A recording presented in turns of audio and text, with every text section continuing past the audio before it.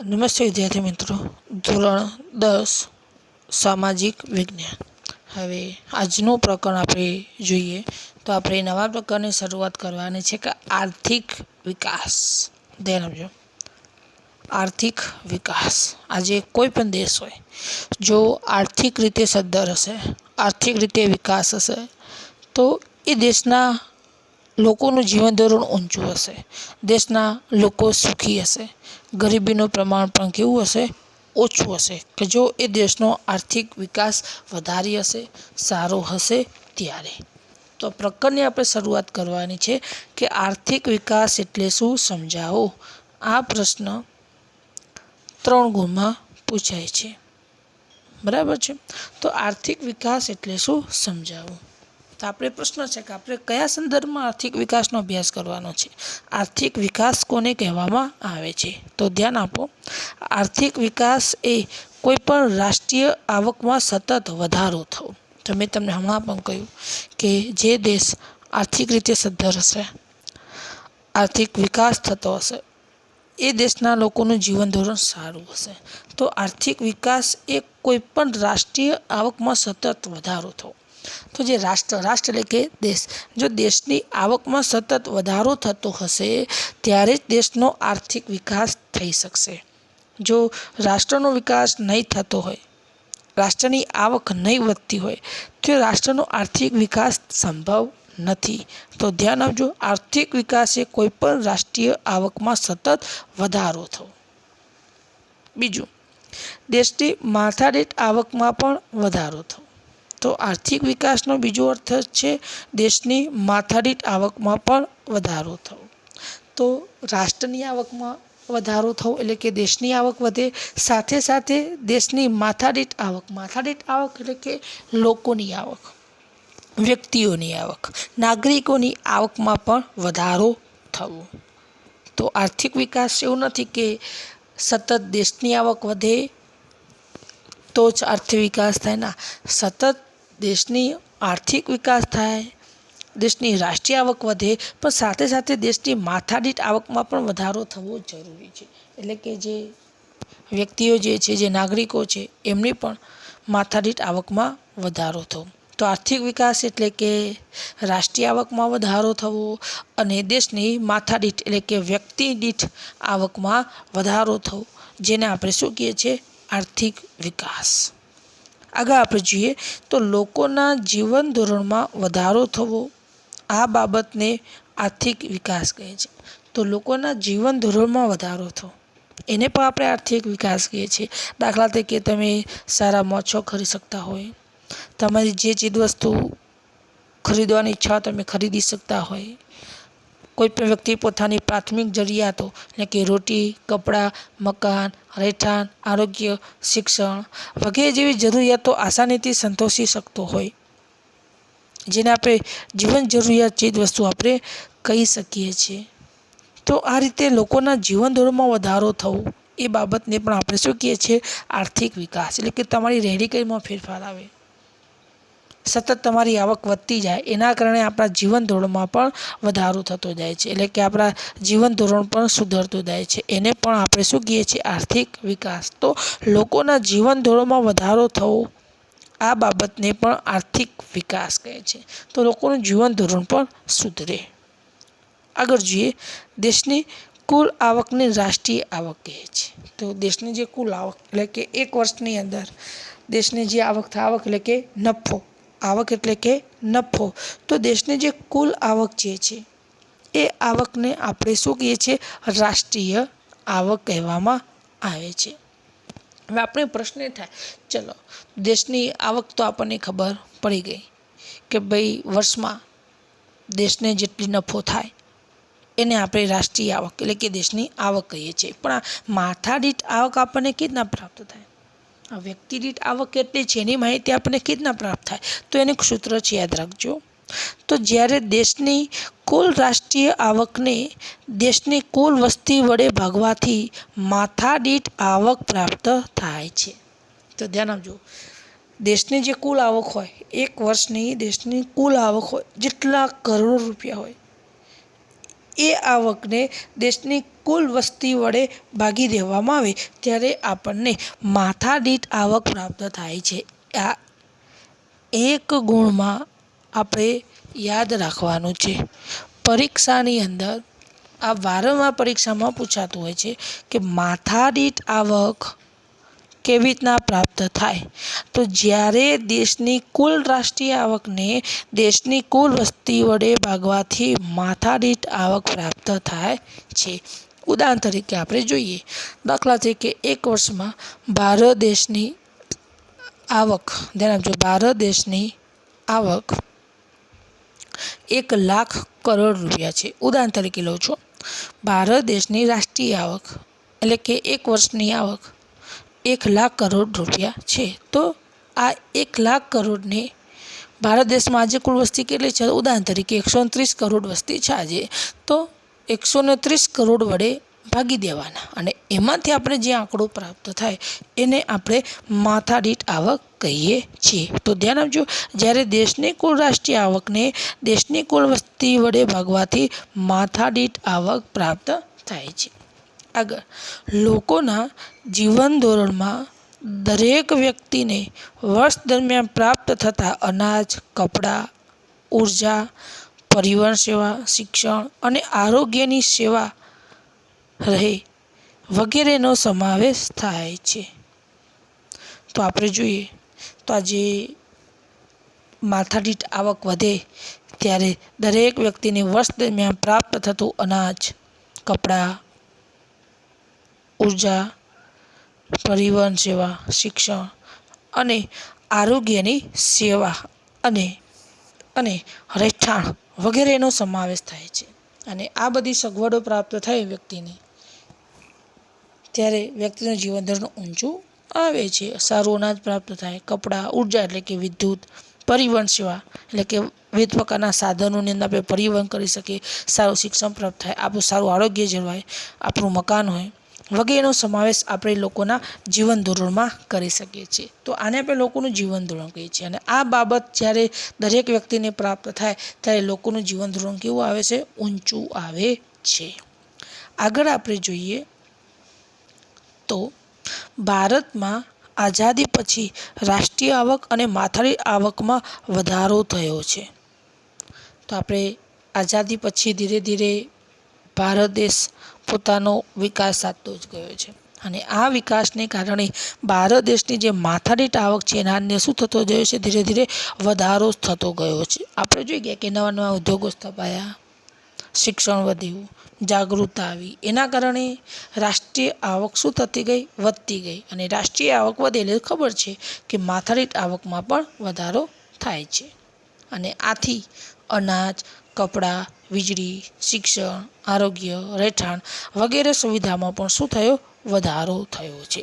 તો ભારત દેશની રાષ્ટ્રીય આવક વધી એના કારણે માથાદીઠ આવકમાં પણ શું થયો? વધારો થયો. અને આના કારણે લોકોનું જીવન ધોરણ શું આવ્યું? ઊંચું આવ્યું. અગાઉ જોઈ ગયા કે લોકોના જીવન ધોરણમાં શાનો સમાવેશ થાય? તો અનાજ, કપડાં, વીજળી, શિક્ષણ, આરોગ્ય, રહેઠાણ વગેરે જેવી સુવિધામાં શું થયો? વધારો થયો.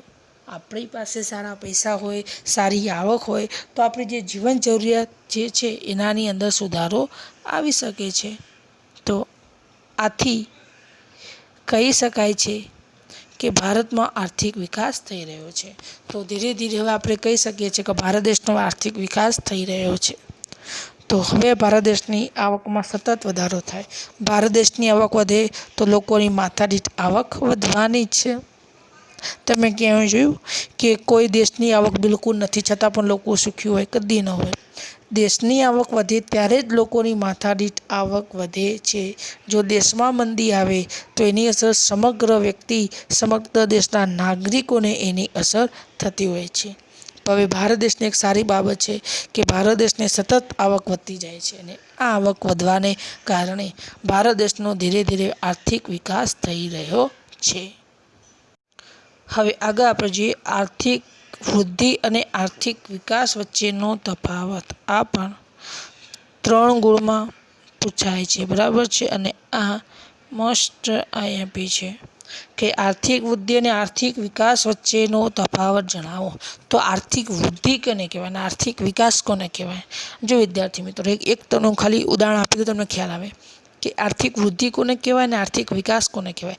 તો આર્થિક જે વિકાસ જે છે ને વિકાસને આપણે જોઈ શકીએ, પણ આર્થિક વૃદ્ધિને જે છે એને આપણે અનુભવી શકીએ છીએ. આર્થિક વૃદ્ધિને આપણે શું કરી શકીએ? અનુભવી શકીએ, અને વિકાસને આપણે જોઈ શકીએ છીએ. બરાબર છે. તો આ રીતે આપણે તફાવત આપણે જોવાનો છે. તો આર્થિક વૃદ્ધિ અને આર્થિક વિકાસ વચ્ચેનો તફાવત તો આપણે જોઈએ તો વિકાસની પ્રક્રિયાના આધારે આર્થિક વૃદ્ધિ અને આર્થિક વિકાસ વચ્ચેનો તફાવત જોઈએ. વિકાસની પ્રક્રિયાના આધારે તો આપણે જોઈએ તો આર્થિક વિકાસ એ ગુણાત્મક છે. ધ્યાન આપજો, આર્થિક વિકાસ એ ગુણાત્મક છે. એટલા માટે મેં તમને કહ્યું કે જેને આપણે જોઈ શકીએ છીએ. જ્યારે આર્થિક વૃદ્ધિ એ પરિણાત્મક છે, જેને આપણે અનુભવી શકીએ છીએ. તો આર્થિક વિકાસ એ ગુણાત્મક છે અને આર્થિક વૃદ્ધિ એ પરિણાત્મક છે. આર્થિક વિકાસ એ પ્રથમ અવસ્થા છે. આર્થિક વિકાસ એ કઈ અવસ્થા છે? પ્રથમ અવસ્થા છે. અને જ્યારે આર્થિક વૃદ્ધિ એ આર્થિક વિકાસ પછીની અવસ્થા છે. આવો મુદ્દો યાદ રાખવાનો છે કે વિકાસની પ્રક્રિયાના આધારે આર્થિક વૃદ્ધિ અને આર્થિક વિકાસ વચ્ચેનો તફાવત કેવી રીતના પાડવામાં આવ્યો? તો આપણે જોઈ ગયા કે આર્થિક વિકાસ એ કેવો કહેવામાં? ગુણાત્મક, એ ગુણ સાથે જોડાયેલો છે. આર્થિક વૃદ્ધિ એ પરિણાત્મક છે, એટલે પરિણામ સાથે જોડાયેલું છે. સૌથી પહેલાં શું થાય? તો સૌથી પહેલાં આર્થિક વિકાસ એક પ્રથમ અવસ્થા છે. પહેલાં આર્થિક વિકાસ થાય અને આર્થિક વિકાસ થઈ ગયા બાદ શું થાય છે? આર્થિક વૃદ્ધિ. એટલા માટે કહેવામાં આવે છે કે આર્થિક વૃદ્ધિ એ આર્થિક વિકાસ પછીની અવસ્થા છે. એક ઉદાહરણ તમને આપું કે બાળક જન્મે તો સૌથી પહેલાં બાળકની બુદ્ધિ વધે કે એની હાઇટ વધે? તો તમે જોજો, બાળક જે છે ને, બાળક સૌથી પહેલાં એની હાઇટ વધે, ઊંચાઈ વધે. એ ઊંચાઈ વધે એને શું કહેવાય? બાળકનો વિકાસ કહેવાય.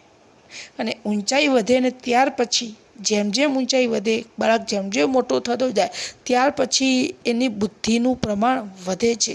તો બાળકની બુદ્ધિનું પ્રમાણ વધવું એના આપણે શું કહીએ છીએ? આર્થિક વૃદ્ધિ કહેવાય. તો પહેલું બાળકનો વિકાસ થાય, બાળકની હાઇટ વધે, બાળક મોટું થાય અને ત્યાર પછી તેમ તેમ એની બુદ્ધિ વધતી જાય. ક્યાં જોયું કે બાળક મોટું થતું જાય છે ને બુદ્ધિ ઓછી થતી જાય છે? ના, પહેલાં બાળકનો આર્થિક વિકાસ થાય અને ત્યાર પછી બાળકની આર્થિક વૃદ્ધિ થાય છે. બરાબર છે. એટલે કે એની બુદ્ધિનો વિકાસ થાય, એટલે પહેલો વિકાસ થાય અને પછી જ બુદ્ધિ આવે. તો ધ્યાન આપજો ખાસ. તો જ્યારે આર્થિક વૃદ્ધિ એ આર્થિક વિકાસ પછીની અવસ્થા છે. આગળ જોઈએ, અર્થતંત્રમાં થતા પરિવર્તનના આધારે આર્થિક વિકાસ અને આર્થિક વૃદ્ધિનો તફાવત જોયા. અર્થતંત્રમાં થતા પરિવર્તનના આધારે, બરાબર છે. તો અર્થતંત્રમાં થતા નવા સંશોધનોના આધારે ઉત્પાદનમાં થતો વધારો એ આર્થિક વિકાસ છે. જો અર્થતંત્રના આધારે આપણે ઉદાહરણ આપ્યું છે કે અર્થતંત્રમાં થતા નવા સંશોધનોના આધારે ઉત્પાદનમાં વધારો થાય ને શું કહેવાય? આર્થિક વિકાસ. એક ઉદાહરણ આપણે આપેલું છે, જોઈએ તો ખેતી ક્ષેત્રમાં ઘઉં, ડાંગર જેવા પાકમાં નવા બિયારણોની શોધ થતાં ઉત્પાદનમાં ઘણો વધારો થયો, એ આર્થિક વિકાસ કહેવાય છે. તો અર્થતંત્રના આધારે આપણે આર્થિક વૃદ્ધિ અને આર્થિક વિકાસનો તફાવત આપણે જોઈએ તો આપણને કહેવામાં આવ્યું કે અર્થતંત્રની અંદર કોઈ નવા સંશોધનો થાય. ધ્યાન આપજો, કોઈ નવા સંશોધનો થઈ એના કારણે જે ઉત્પાદનમાં વધારો થાય એને આપણે આર્થિક વિકાસ કહીએ. દાખલા તરીકે આપણે જોઈ ગયા કે ખેતીમાં ઘઉં, ડાંગર જેવા પાકની અંદર નવા બિયારણો આવે અને એ બિયારણો એવા આવ્યા કે જેનાથી ઉત્પાદન કેવું થાય? વધારે થાય. નવા બિયારણો શોધાયા, ઉત્પાદન વધારે થાય. તો આ જે ઉત્પાદનમાં વધારો થયો એને આપણે શું કહીએ છીએ? આર્થિક વિકાસ. પણ ક્યારે? નવા બિયારણોનું સંશોધન થયું ત્યારે, એના કારણે ઉત્પાદનમાં વધારો થયો, એને આપણે શું કહીએ છીએ? આર્થિક વિકાસ. તો અર્થતંત્રમાં કોઈ નવા સંશોધનો થયા કોઈ કારણસર, ટેકનોલોજી ક્ષેત્રે કે કોઈ પણ કારણસર, અને એના કારણે જે વધારો થાય છે એને આર્થિક વિકાસ કહેવાય. આપણે જોઈએ કે ખેતીમાં ઉદાહરણ આપ્યું છે કે ખેતીની અંદર ઘઉં, ડાંગર જેવા જે પાક છે એના નવા બિયારણો શોધાયા અને આ બિયારણને કારણે ઉત્પાદનમાં ઘણો શું થયો? વધારો થયો, એને આર્થિક વિકાસ કહેવામાં આવ્યો. તો એટલી વસ્તુ યાદ રાખવાની કે અર્થતંત્રની અંદર જે નવું સંશોધન થાય એ નવા સંશોધનના આધારે ઉત્પાદનમાં વધારો થાય એ આર્થિક વિકાસ છે. નવા સંશોધનને કારણે ઉત્પાદનમાં વધારો થાય એ આર્થિક વિકાસ છે. આપણે જોઈ ગયા કે દાખલા તરીકે ખેતી, તો ખેતી ક્ષેત્રમાં ઘઉં અને ડાંગરના જે બિયારણો જે છે એ નવા બિયારણો શોધાયા. નવા બિયારણો શોધીને એવા બિયારણો શોધાયા કે જેના કારણે ઉત્પાદનમાં વધારો થયો, તો એને આર્થિક વિકાસ દર્શાવે છે. આગળ જોઈએ હવે વૃદ્ધિ કોને કહેવાય. બીજી તરફ ખેડાણ લાયક જમીનમાં વધારો થવાથી ખેતી લાયક ઉત્પાદનમાં વધારો થયો, તેને આર્થિક વૃદ્ધિ કહેવાય. જો બીજું ઉદાહરણ આર્થિક વૃદ્ધિ કોને કહેવાય. આમાં શું કહ્યું છે, ખેડાણ લાયક જમીન એટલે કે જમીનનું પ્રમાણ વધ્યું. જમીનનું પહેલાં 2 વીઘા જમીન હતી પણ હવે 5 વીઘા થઈ, તો જમીનનું પ્રમાણ વધ્યું અને આ જમીનનું પ્રમાણ વધવાથી ખેતીલાયક ઉત્પાદનમાં શું થયો, વધારો થયો, એને આર્થિક વૃદ્ધિ કહેવાય. હવે જુઓ પહેલાંમાં શું હતું, નવા સંશોધનના કારણે ઉત્પાદનમાં વધારો થયો. આપણે જોઈ ગયા કે ઘઉં જમીન હતી એટલી જ હતી, પણ ઘઉં ડાંગરના એવા નવા બિયારણો શોધાયા જેના કારણે ઉત્પાદનમાં વધારો થયો, એને આર્થિક વિકાસ કહ્યો. અને આર્થિક વૃદ્ધિ કોને કહેવાય. બીજી તરફ ખેડાણ લાયક જમીન એટલે કે ખેતી કરવામાં આવતી જે જમીન છે જમીનમાં વધારો થયો. આમાં શામાં વધારો થયો, જમીનમાં. પહેલાં 2 વીઘા જમીન હતી એની જગ્યાએ 4 વીઘા જમીનમાં ખેતી કરી, એના કારણે જે ઉત્પાદનમાં વધારો થાય એને આર્થિક વૃદ્ધિ કહેવાય. ખબર પડી ગઈ તફાવત. પહેલાંમાં શું હતું, સંશોધન કરીને વધારો કર્યો. દાખલા તરીકે નવા બિયારણો શોધાયા, ઘઉં હોય, ડાંગર હોય કે કોઈ પણ પાક હોય, એના કારણે ઉત્પાદનમાં વધારો થયો, એ આર્થિક વિકાસ છે. અને આર્થિક વૃદ્ધિ કોને કહેવામાં આવી, તો આમાં શું કર્યું છે, ફક્ત જમીનમાં વધારો કર્યો. આમાં જમીનમાં વધારો કર્યો, એના કારણે ખેતીલાયક ઉત્પાદનમાં વધારો થયો, જેને આપણે આર્થિક વૃદ્ધિ કહે છે. તો આમાં જમીન વધી એના કારણે ખેત ઉત્પાદનમાં વધારો થયો, એ આર્થિક વૃદ્ધિ છે. અને આર્થિક વિકાસમાં શું હતું, તો એવા નવા બિયારણો શોધાયા જેના કારણે વધારે ઉત્પાદન થયું, એ આર્થિક વિકાસ છે. હવે આગળ આપણે જોઈએ વિકસિત અને વિકાસશીલ દેશોના